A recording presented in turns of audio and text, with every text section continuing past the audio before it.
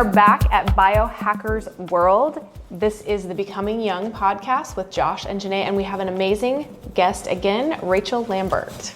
Now, Rachel, you are the founder of Tell Us What You Do. Yeah, so I have a brain mapping and neurofeedback company. We specialize in those really looking to get to the root of mental health issues. So everything from anxiety, depression, trauma, PTSD, migraines. So we do the initial baseline brain map so we can actually understand the root cause of where these symptoms are coming from. And then neurofeedback is our treatment plan. So clients go through a series of neurofeedback therapy so that they can actually rebalance unstable brainwave activity. Okay, so this is a lot that you just gave us, and you founded this company. Tell us a little bit about how that happened, what took you to this place. Yes, so I struggled with my mental health growing up, deeply so, from a very, very, very young age. I had tried medication, I had tried talk therapy, and I actually came from a very supportive home, but my behavior was just completely out of control. So you were a wild one is what you're saying. Wild one. I've got one or two of those. Ooh. I'm really interested in this conversation. Yeah. And I was actually diagnosed with bipolar disorder. And I'll talk about that on stage a little bit at 4 o'clock too. But bipolar, as you know, is typically a life sentence of medication management. Like you don't come back from that. And I'm so grateful that that was not my story because my parents ended up finding out about brain mapping and neurofeedback. At the end of it, I did a second QEEG brain map, which showed the results of all of the work that I had done. And the new pattern showed not one pattern for bipolar. Wow. And truly, I can tell you, like, I had never felt more grounded. It was the first time I had ever felt in control of my brain. I was happier. And it's just really what inspired me to get into this field and help other people truly get in control of their brain health.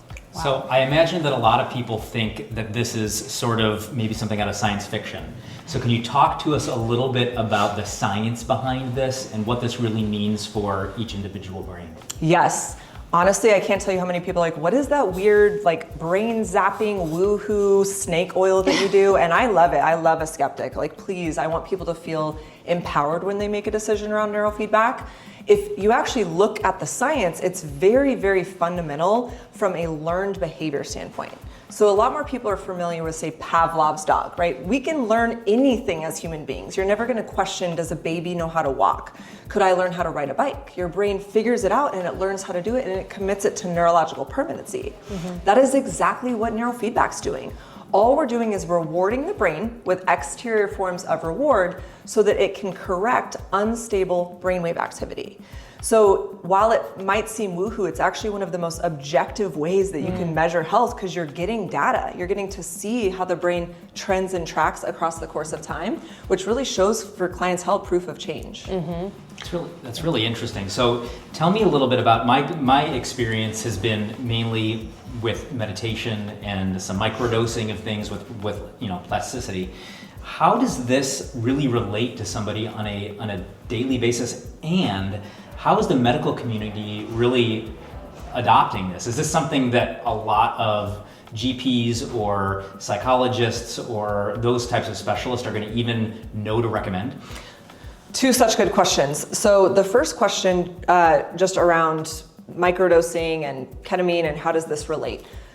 The way that I look at it is we are like hardware experts. I'm a big fan of all of the things that, especially going to a longevity conference, we're recommending: cold plunging, microdosing, ketamine, mindfulness. It's key to our behavior so that we can actually get in control of our brain on a day-to-day basis.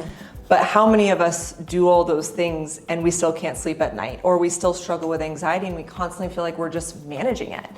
That is where it's really a hardware issue. And sometimes you have to get to the hardware so that then doing microdosing and your meditation actually provides the results that you need. So that is the box that we live in, is really just resetting the hardware so that then the person can get the fruits from all the things that they're doing outside of it. I look at it too, like meditation will put you in a state of more calm and focus, but it can't necessarily sustain that place. Sure. Neurofeedback teaches the brain how to do what meditation's doing on its own, but it's rewarding it so that becomes the new default mode network of the brain. Your second question around how is it being adopted to more of the medical community, I'd honestly say even at this biohacking conference, I was shocked at how many people don't even know what neurofeedback and brain mapping is. I love that though, because that means we get to blaze trails moving forward and what health actually looks like. The biggest disconnect that I actually see is lack of education. Still, prescribing doctors don't even know that you can train your brain. But the more people are starting to really find out about it, I've been in the field for 17 years, and honestly, probably the last 5 years more than ever, I get referrals from primary care or docs because they don't know what else to do with their patient. They've tried everything and they're like, I don't know, I heard about this neurofeedback thing, maybe try to find it. So I do think there's a slow drip of change. As you guys know too, like biohacking and longevity is starting to really take wind, and so I think that's helping the field in general from a more natural approach. So you bring up a good point, and there's not a lot of education around this, and it's not as available. I heard about neurofeedback years ago, but I would like to try it for my children. I haven't yet because it's been hard for me to find a place where I can do it, and it's not generally covered by insurance. But just for those who are not familiar with what it is, can you just give a quick overview and educate our audience on, just a quick overview on what that is? Yes, so like I said, we do the initial baseline EEG. It's completely non-invasive, and we utilize a cap that we have our clients place on their heads, or we do it for them if they're coming into a clinic. So we have a remote program. And you're actually measuring the brain waves and the activity that's happening in the brain. So I just want to clarify that. Okay. And it's also not a stress test. So I'm not sitting here trying to evoke your emotion or put you into a state of ADHD. Similar to an EKG of a heartbeat, we're just measuring the activity that's happening, right? Yeah. With that information, I'm going to see patterns. So I can see, do you struggle with sleep issues? Do you still have trauma that you need to work through? Do you have migraines? All of that's evident even without you telling me much. I can see it on your brain. Our brains are testimonies of what's going on with us in real life. So you do the baseline, you get then to review your results with a clinician, which is one of my favorite parts of the program, because you're actually getting to understand the root cause of where your struggles are stemming from neurologically. So not only does it validate you, but it's so hope-giving to be like, wow, that's exactly what's going on, but there's a plan and I don't have to feel stuck like this my whole life. And I would imagine clients, when they can see that, it's like, yeah, I've been struggling with this, and then they see a paper that gives them the feedback that validates how they're feeling. And it's scientific and measurable, which is, 100%. Or maybe people have wondered, like, I think I'm ADHD, or I think I, have this issue. And we look at their brain, and I would say 6 out of 10 people that think they're ADHD, they're not. Their brain's actually significantly overactive and it just doesn't know how to slow down. Like, why do we give somebody with true ADHD a stimulant? To speed up their brain, right? But actually a lot of us have these symptoms of ADHD, but it's for a completely different root cause why. This is why I love actually getting the root approach, where you're getting down to the nitty-gritty of how the brain's operating for the individual. Yeah, which is so neat when you can actually see, because the brain is so difficult to see. We can't really do like really in-depth imaging of it, that type of thing, but it's very measurable, right? Yeah. Okay, so I want to talk a little bit about how this applies to aging and longevity and performance. Okay, so I coach a lot of high performers, and my exposure to this type of training in the neurofeedback is with a lot of the sports, sports stars.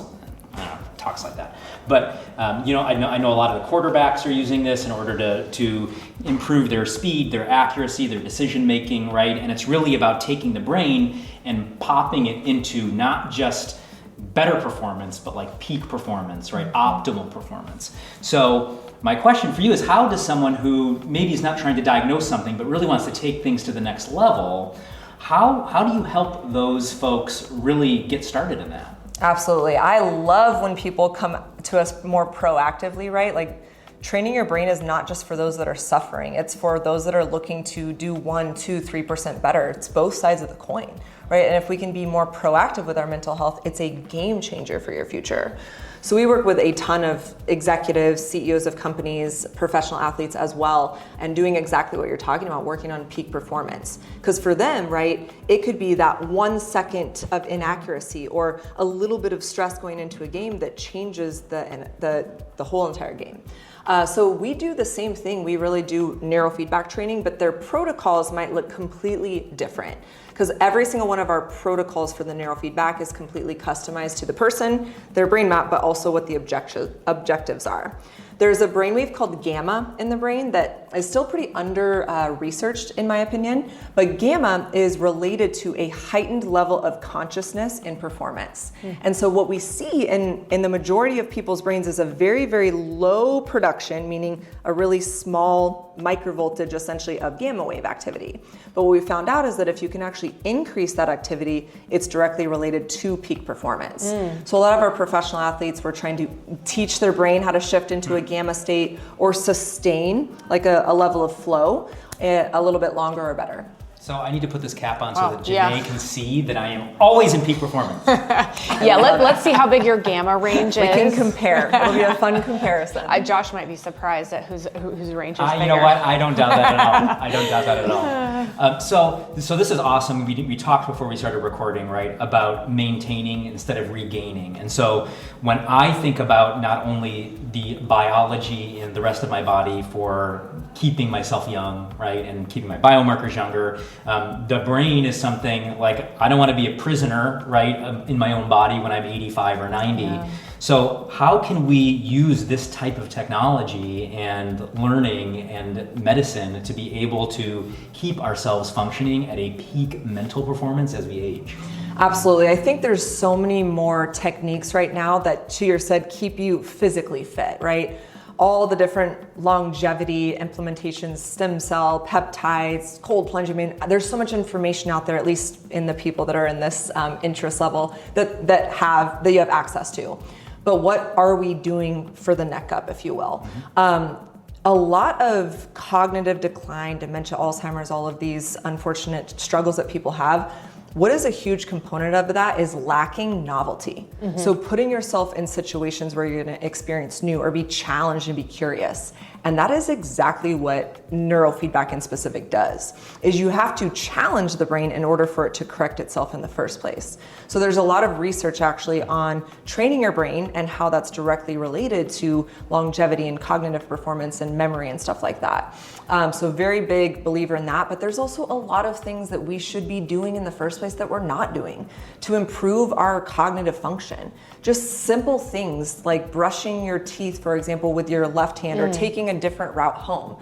What are you doing that is out of your traditional routine so that your brain is challenged by something that's novel that it has to figure out? And as simple as that is, it is a game changer for the way that your brain operates. So is that sort of keeping that neuroplasticity sort of guessing and alive, right? And for anybody who doesn't know what that means, so you've got neurons, and you can correct me if I'm wrong because you're the expert here, but you have neurons in your brain that are trying to connect, right? And create and do that information exchange. And you mentioned the default mode network, which is sort of the operator in the brain. And we sort of get lazy in a lot of parts of our body as we age. And so part of that is keeping that neuroplasticity alive and well, right? Which is why some of those things like microdosing, things that helps with the neuroplasticity and creating those new connections. So the great part about it is, as you're talking, you don't need to necessarily microdose. You don't necessarily need to do some of these things. There are ways that you can get started by doing some simple things and keeping the brain active and putting some stress in it. Am I speaking correctly? Oh, there? You nailed it, 100%, right? It's like how far do you want to take it into the spectrum? Most people don't even do the small things. So start there and then watch how powerful that is. And then to your point, I look at it like advanced techniques. Like there's a lot of other things that you can be doing to really move yourself forward to making sure that you're staying really cognitively fit as you age. So what are those? What are those advanced techniques? I mean, you named it. I think I've never done microdosing. I've heard a lot of my clients do microdosing. Ketamine, I think, is a huge one that people are starting to explore. I'm a big believer in investing in guides, right? Like going to people that are going to push you and get you out of your comfort zone, whether that's talk therapy or EMDR or even just a coach, like public speaking. I have a coach that I utilize for public speaking, and I was so just blown away by the little things that I was and wasn't doing that he reflected back to me. And then I'm able to be challenged to just like Toastmasters, looking in a mirror and correcting things that I'm doing that aren't necessarily going to be the best output, right? So I think there's just so many ways that we can challenge our brain, but most of us just aren't honestly willing to step into that discomfort.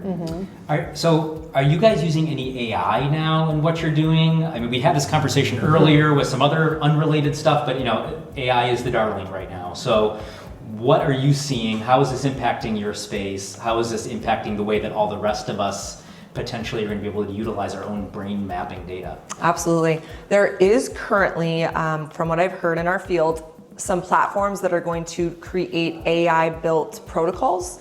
So right now in the field of neurofeedback, you can either go to places where a system spits out protocols for you, or you have a clinical person do your protocols by looking hand at the brain maps. I'm biased, I like the clinical eye on it right now, but as neurofeedback begins to grow, and I hope that it absolutely blows up to like the level of chiropractic that has that reputation, but AI will be great because then protocols can be done more from that eye. That's amazing. So would you say that the mapping that you're doing, does that give you some sort of brain age the same way that you might do epigenetic testing or something like that? Yeah, you can actually put like a brain age on a brain map. You can also measure what we look at as a processing speed, which is correlated with something called peak alpha, but how well does your brain take up and process information? There's an actual number that's reflected of that. So it's a really good marker for us to see, how well is your brain dealing with stress and the aging process. So not only, to your point, should you be making sure your brain's you're taking care of your brain, but you need to make sure you're investing it so it can take care of you and that processing speed doesn't decline year after year. This sounds like something that you should be able to put on a resume. Like you have like some number, like a my peak number. actual brain age is this, according to neurofeedback. People are like, don't do that, I won't get the job. Yeah. Do you find that you're able to provide a substantial benefit to the folks that come in? And what I mean is, someone might go to their doctor, someone might be with their psychiatrist, or they might have, a pre-existing condition that they're not getting success with, right? But when they come see you, and you guys do the mapping and the analysis, what type of actual impact that's above and beyond? Because I think a lot of people don't understand, like we talk about the power of data sort of separately. Yeah. And this is so powerful because we have a supercomputer that is more powerful than any computer on the planet, right? We have not yet created a computer that can do what any one of our brains can do. Mm-hmm. So what type of impact does this have, to somebody who might be feeling like they need something else? Yes, I can't tell you how many people come into our office and they feel like they've exhausted all options. They have done countless years of traditional therapy. They've done brain spotting, they've done EMDR, they've done everything. And I think, to your point, still not enough people know about brain mapping neurofeedback. So we get, yes, peak performers, but we get really complex cases that come to our centers.